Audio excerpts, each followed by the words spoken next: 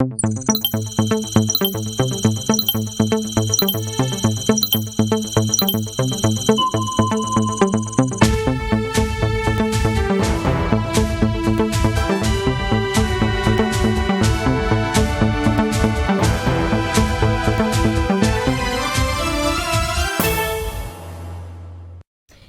à tous et bienvenue dans ce journal. Concours direct de la fonction publique 2021. Les épreuves écrites ont débuté hier. Plus d'1 137 000 candidats vont donner leur meilleur pour obtenir chacun l'un des près de 6 500 postes que l'État propose cette année grâce à une nouvelle procédure. Les résultats seront disponibles en une semaine. Des explications à propos de l'affaissement pour la deuxième fois d'une partie de la chaussée échangeur de l'Est, hôpitalier Algado-Ouedraogo. La Sonabel est tenue pour responsable par le directeur des travaux de la route en question. Détail dans un instant.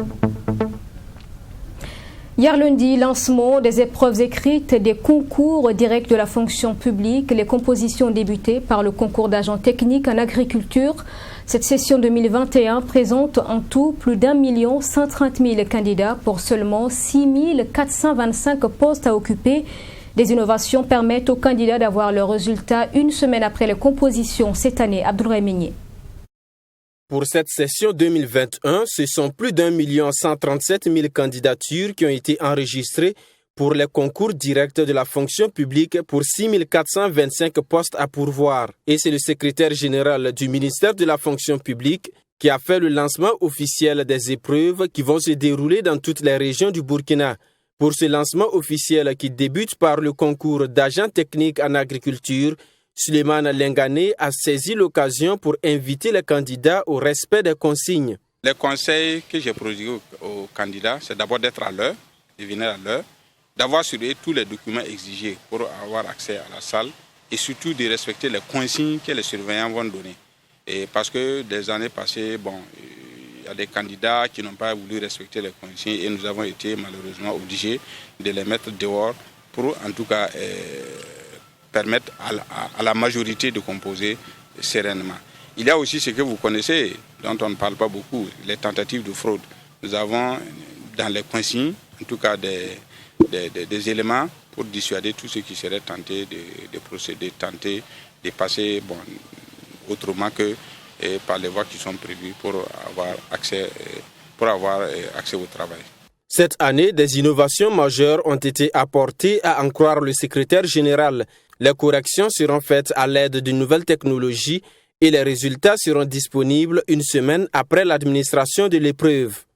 Et cette année, nous avons décidé que nous allons faire la correction au jour le jour.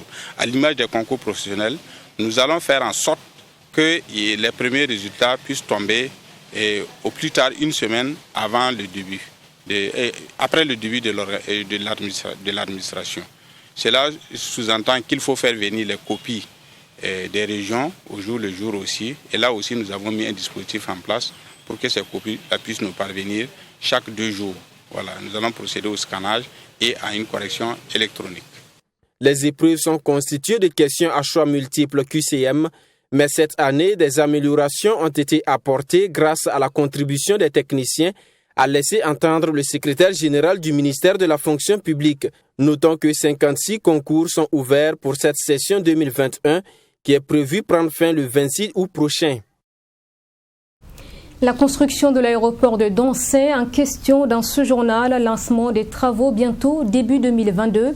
Mais pour l'heure, un fort mécontentement du collectif des syndicats de l'aéronautique civile qui s'estime écarté de la gestion du projet, tout en refutant fermement la décision du gouvernement de confier la gestion de ce projet à un groupement français pour à peine 20% manquant du coût total global de réalisation de l'infrastructure, dénonçant un traitement sournois et une décision en défaveur du Burkina. Le collectif a décidé d'aller en grève de 48 heures à compter du 26 août prochain, annonce faite hier face à la presse. Détail avec Sanata Seré.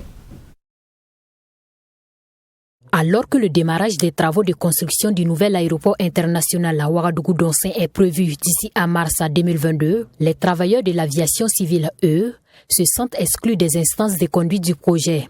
Face à la presse ce lundi, le collectif des syndicats de l'aéronautique civile n'a pas caché son mécontentement. Pour eux, ce projet n'envisage aucune perspective heureuse pour le Burkina Faso et manque de vision ambitieuse. On est allé créer une commission technique qui s'est substituée au système IOD.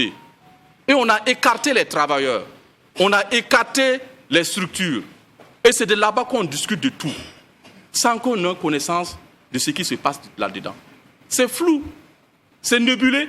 Si tel est que vraiment le projet n'avait pas de problème, mais donnez-nous la convention, la nouvelle convention proposée. Laissez les travailleurs ou les structures participer pleinement pour en discuter. Il y a même des aspects techniques. Si c'est l'argent qu'on veut nous cacher, le montage financier qu'on veut nous cacher, même les aspects techniques, nos structures qui sont, en tout cas, qui ont la compétence, qui regorgent de toutes les compétences au niveau de l'aviation civile, peuvent contribuer. Le collectif s'indigne également de la décision du gouvernement de confier la gestion du futur aéroport international au groupement français Méridien Aéroport de Marseille-Provence pour 30 ans. Si le Burkina Faso a pu mobiliser près de 400 milliards de francs CFA pour la réalisation du projet, rien ne justifie selon les conférenciers le choix du gouvernement de céder la gestion de l'aéroport de Doncé à des particuliers pour une contribution d'à peine 20% du coût total du projet. C'est une frontière, ça appartient à tous les Burkinabés. Les gens vont donner notre frontière pour 30 ans à une... Méridien Martin, c'est une entreprise, une petite entreprise en France.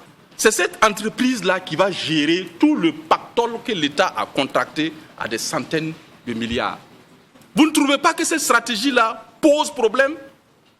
Est-ce que l'État lui-même, que pèse vraiment une petite entreprise du monde face à l'État burkinabé? Est-ce que nous ne pouvons pas retrouver nous-mêmes par nos propres capacités 134 milliards? Peut-être même nos locaux là, nos opérateurs économiques là, ils peuvent mobiliser les 134 milliards pour gérer pour construire l'aérogare là en question. Nous pensons que la stratégie là, elle n'est pas du tout bonne. Le collectif lance donc un mot d'ordre de grève de 48 heures à compter du jeudi 26 août 2021. Ce collectif regroupe en son sein 5 syndicats, à savoir l'Organisation nationale des syndicats libres, le syndicat national des travailleurs de la SECNA, le syndicat unique de la météorologie, de l'aviation civile et assimilée, le syndicat national des contrôleurs aériens et assimilés du Burkina et le SINAPAB.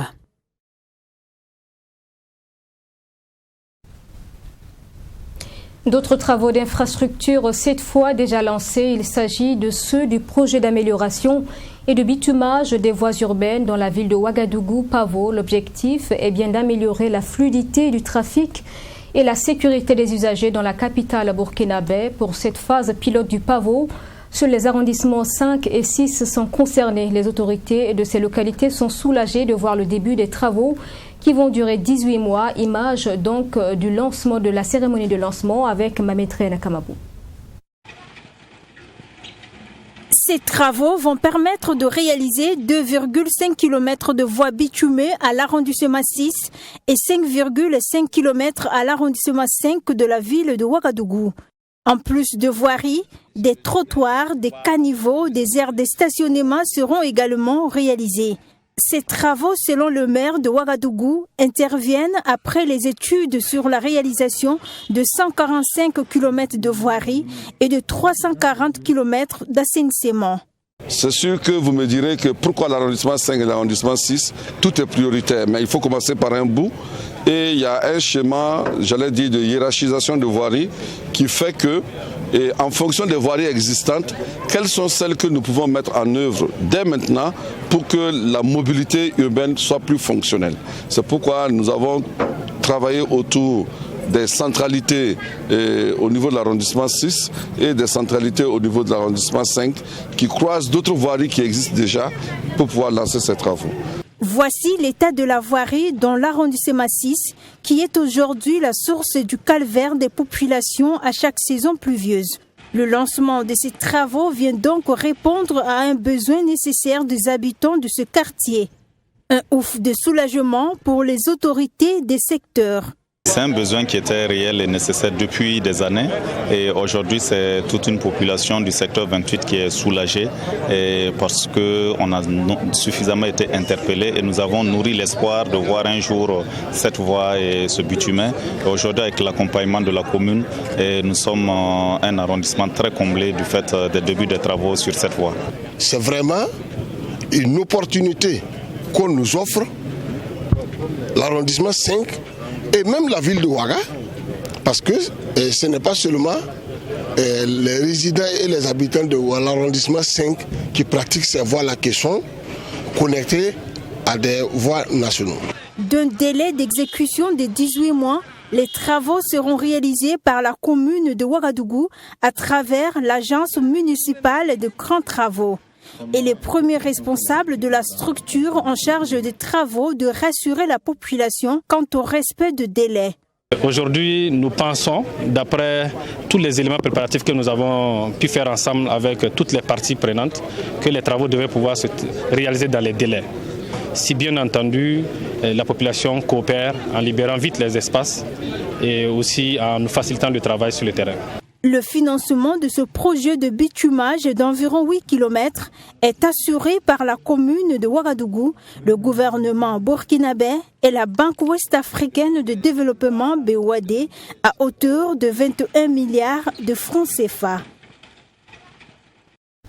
C'est une actualité dont nous vous avons parlé hier sur la route nationale numéro 4, tronçon échangeur de l'Est, hôpital Yalgado-Ouedraogo. Un nouvel affaissement de la chaussée pour une deuxième fois donc au même endroit. Les explications dans le prochain élément. Le directeur des travaux du projet indexe en effet la Sonabel. Maxime Jodbambara pour les précisions. Le constat de l'affaissement de cette partie du bitume de la route nationale numéro 4 passant devant l'hôpital Yalgado-Ouedraogo a indigné plus d'un et suscité des interrogations. Des interrogations légitimes, d'autant plus que c'est la deuxième fois que le bitume s'affaisse et au même endroit. Qu'est-ce qui est à l'origine de ce cratère? Est-ce une négligence de l'entreprise en charge des travaux? Contacté, le directeur des travaux du projet de la RN4 s'explique. En fait, ce trou se trouve sur une tranchée de l'ONEA. C'est une tranchée de l'ONEA ils ont logé une conduite à 6,5 mètres de profondeur. Et ils ont rempli de sable jusqu'à la surface supérieure et nous avons mis en place la chaussée. Bon, l'an passé, il y a la Sonabel qui a effectué un fonçage qui a traversé la voie et qui a perforé le lit de sable qui a été mis en place. Et donc le sable a fui à travers la cavité qui s'est ainsi créée et créant donc cet affaissement que vous constatez ici. Du côté de l'entreprise COGEB en charge du projet de la RN4, l'on décline toute responsabilité face à ce constat. Non, nous ne sommes pas responsables. Bon, nous, ce sera quand ils vont faire le bitume et quand ils vont refermer la tranchée correctement, nous, on pourra venir mettre en place le bitume juste pour accompagner. Mais sinon, ce n'est pas de notre responsabilité. On a fait, nous, notre travail correctement, qui est la structure de chaussée, qui a été mise en place comme dernière couche pour que les gens roulent. Mais le traitement de 6 mètres en bas jusqu'à la surface, ça ne relève pas de nous. Bon, l'ONEA avec la Sonabel, ils vont se concerter pour trouver une solution pour fermer ce trou. L'Office national de l'eau et de l'assainissement ONEA ainsi que la Société nationale d'électricité du Burkina Sonabel sont donc interpellés pour trouver une solution définitive à ce trou protégé pour l'instant par des blocs de béton. Je vous propose à présent de nous rendre à Bobo-Dioulasso pour seulement voir, sans pouvoir goûter, le chitoumou ou encore les chenilles de karité, une spécialité de la localité très nutritive qui se consomme de plusieurs manières et à prix sociaux. C'est la saison en ce moment et dans la ville de Sia, la plupart des points stratégiques sont occupés en ce moment donc par des vendeuses de chitoumou et certains bobolais sont convaincus d'avoir réussi à conquérir une grande partie de la population burkinabé qui consomme désormais cette spécialité. Reportage avec Joseph Koudgou. Les chenilles de karité, plus connues sous le nom de chitoumou, prolifèrent à l'entame de la saison pluvieuse. Il s'agit également d'une spécialité culinaire de l'ethnie Bobo. Ici, dans le quartier du Lasoba, comme à l'accoutumée, le commerce de cette denrée est une très bonne affaire pour les femmes. À cette période de l'année, les vendeuses de chitoumou occupent les endroits stratégiques de la ville de Bobo-Dioulasso. En tout cas, pour cette année, le marché est un peu naze. Pour les années précédentes, le marché était un peu bien. En tout cas, selon moi, cela est dû à la pauvreté. Comme maintenant, les gens n'ont pas assez d'argent et puis la situation du terrorisme et puis du Covid-19. Et comme on dit, on a entendu ça chez nos vieux parents que on connaissait les chitoumous et seulement que c'était les bobos qui mangeaient ça. Maintenant, toutes les ethnies sont rentrées dedans à manger. Je peux dire que c'est dû à ça aussi.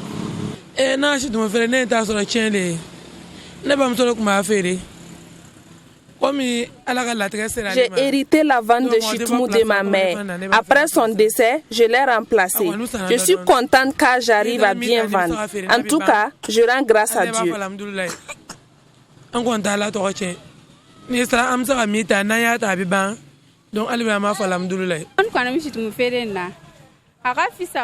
Je trouve la vente de chitoumou bénéfique, mais j'aimerais que les grossistes de chitoumou revoient le prix de la boîte, car le prix de l'huile est aussi cher. Malgré la cherté de la boîte, j'arrive à vendre et faire des bénéfices. Je vends le demi-pain avec la mayonnaise à 300 francs et sans la mayonnaise à 250 francs. Tout le monde aime les chitoumou maintenant. Même les peuls, les moussis ont commencé à en consommer, raison pour laquelle le prix a augmenté. Malgré la saturation du commerce de chenilles, les clients ne manquent pas à l'appel. Grillés en soupe ou encore en sandwich, les amateurs de chitoumou ne manquent pas d'imagination et les recettes en la matière sont nombreuses. Pour certains clients, ce mets a une valeur sentimentale car il est considéré comme un héritage. Bon, chez nous, plus précisément chez les bobos, les chenilles d'abord c'est comme un symbole parce que c'est depuis nos arrière-grands-pères qui ont découvert cette bonne chose et actuellement on est là-dessus en train de manger quoi. C'est quelque chose que moi j'ai aimé et puis bon, je peux dire c'est dans la famille nous on a commencé à manger ça donc quand on voit ça on est chaud là-dedans pour manger quoi. Voilà, sinon pour moi je préfère moderniser un peu, c'est-à-dire avec la tomate, les mayonnaises et puis les autres quoi, j'ai mis sinon bouillir aussi, faire la soupe, je préfère ça aussi. Le chitoumou accompagné de pain est très délicieux. Ça contient de la vitamine. Pendant la période de chitoumou, nous l'utilisons fréquemment comme petit déjeuner. On peut le consommer accompagné de riz, de pain ou encore le taux. C'est selon votre convenance. Il y a certains qui n'apprécient pas ce mets, mais c'est leur choix. Nous en raffolons. Sur l'ancien emplacement du marché de Legema Logor, les vendeuses de chitoumou ont envahi les abords de la voie.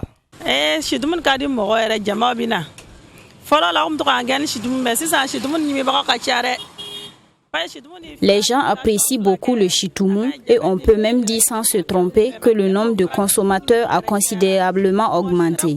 Le chitoumou soigne beaucoup de maladies comme la diabète, la tension et même la rage. Même les moussis qui n'appréciaient pas ce plat sont devenus de vrais adeptes. Et le prix de la boîte varie selon les saisons. Ça va de 750 francs à 2000 francs CFA. Soumousso et Ouara sont des localités d'approvisionnement.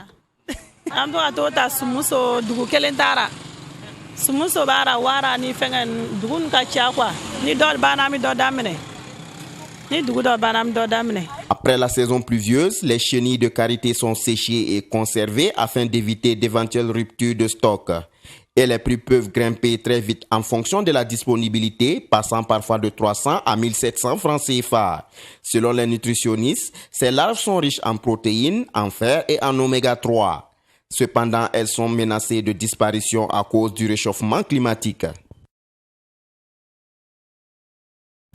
Et de la musique avec la première œuvre de l'artiste burkinabé Kérisbi, un maxi de 4 titres baptisé Irou, est présenté à la presse samedi dernier. Le chanteur donc et son producteur comptent toucher les mélomanes et se faire une place dans le monde musical burkinabé. Les images de Ami Valiant.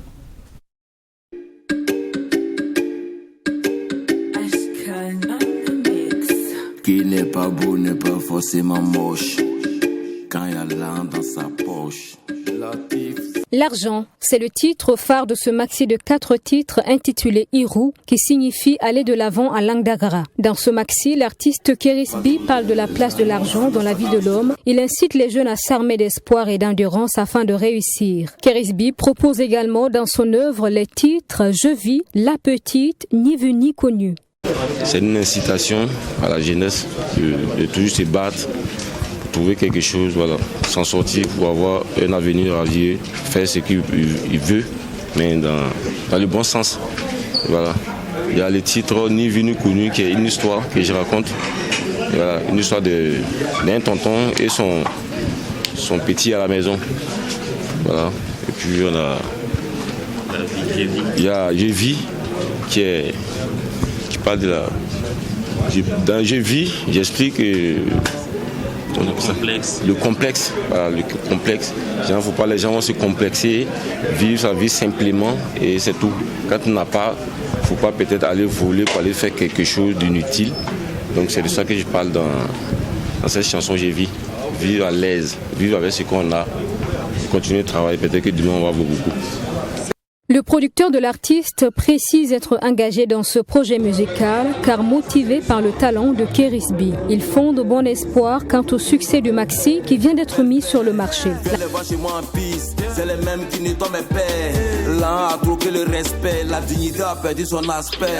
La campagne de promotion est déjà annoncée. Des provinces du Burkina vont se voir offrir des concerts de Kerisbi dans les prochains mois. On va aller proche des, comment on appelle, le plus proche des mélomanes, voilà, pour présenter l'album. Nous avons travaillé avec Ashcon, nous avons travaillé avec Wens, qui sont les meilleurs arrangeurs sur le marché au Burkinabé actuellement. Ensuite, nous sommes passés à la réalisation avec Graphique, qui est aussi un des meilleurs au Burkina. Et quand vous allez voir le clip, vous pourrez vous donner une idée de ce qui s'est vraiment passé. Kerisbi est engagé dans les styles afro et afropop. Il dit pouvoir ainsi se nourrir de ses racines pour apporter sa contribution à l'épanouissement et au développement de son époque. Né en Côte d'Ivoire, Kerisbi Kambouele Aruna à l'état civil est aussi mannequin et acteur de cinéma. Lance la clé du monde. Et puis, actualité sportive pour refermer ce journal, la 5e édition de l'initiative tennis de Ouagadougou, finale samedi dernier. Joël Meda du Burkina a été sacré vainqueur face à Seydou Diallo du Mali. Cette 5e édition de tennis Ouagadougou donc a bénéficié de l'accompagnement de l'assureur sans lame. Reportage signé Fatima Tanikiema. Avec un score de 2-7-0, Joël Meda du Burkina Faso s'adjuge le titre de vainqueur de l'initiative tennis de Ouagadougou édition 2021. Une victoire qui vient détrôner le Malien Seydou Diallo, vainqueur de la 4e édition de ce tournoi qui se veut sous-régional.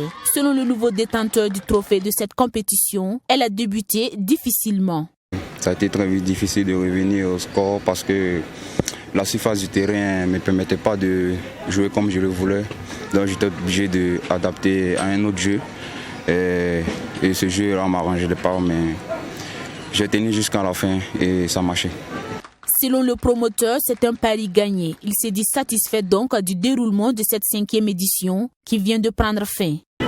Le niveau était bien, vous voyez, vous avez tous vu, le niveau était bon parce que le niveau était mieux que l'année passée. Les jeunes joueurs ont même progressé, Joël a progressé, Diallo a progressé, donc le niveau était vraiment bien. Et si cette compétition existe depuis 5 ans, c'est en partie grâce à l'accompagnement de Salam Burkina Faso. C'est d'abord parce que les valeurs que véhicule le tennis sont les mêmes valeurs qui sont prônées par Salam. Le tennis, c'est la persévérance, c'est la combativité. Et Salam, c'est également les valeurs de persévérance, les valeurs de combativité et de l'éthique dans les affaires surtout. Donc, on a des valeurs qui sont alignées avec le tennis. Donc, c'est naturel que nous collons notre image à celle du tennis. Justin Damo Baro, président d'honneur de la Fédération burkinabé de tennis et coparrain de cette compétition, loue l'initiative.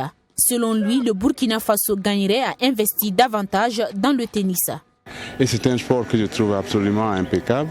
C'est un sport qui vous permet d'oublier complètement toutes vos tracasseries pour vous concentrer sur une seule chose, la petite balle. et c'est un sport qui permet effectivement une très bonne intégration.